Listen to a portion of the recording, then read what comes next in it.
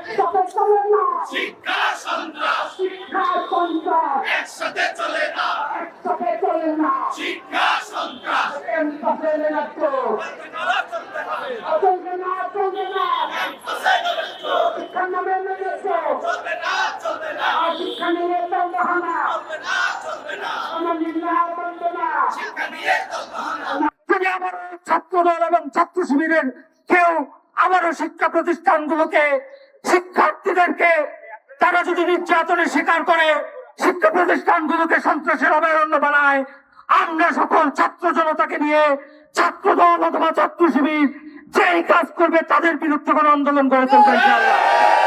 যেভাবে ছাত্রলীগকে ক্যাম্পাস ছাড়া করা হয়েছে সেভাবে সন্ত্রাসীদেরকেও ক্যাম্পাস ছাড়া করা হবে।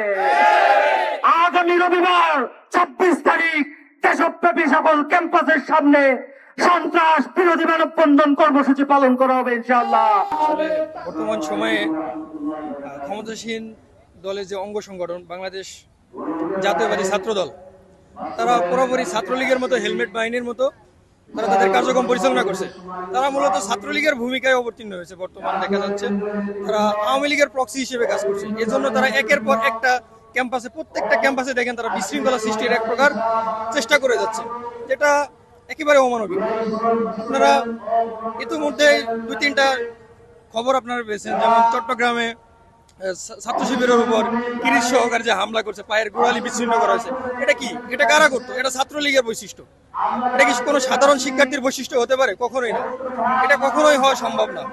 তো আমি বলতে চাই যে ছাত্র রাজনীতি হবে ছাত্র কল্যাণের জন্য। ছাত্রদের যে আদর্শিক উন্নতির দিকগুলো আছে সেগুলো তারা উন্নতি করার চেষ্টা করবে এবং ক্যাম্পাস ভিত্তিক সুন্দর একটি ছাত্র রাজনীতির পরিবেশ তারা গঠন করবে। কিন্তু জিন্দাবাদ, জিন্দাবাদ,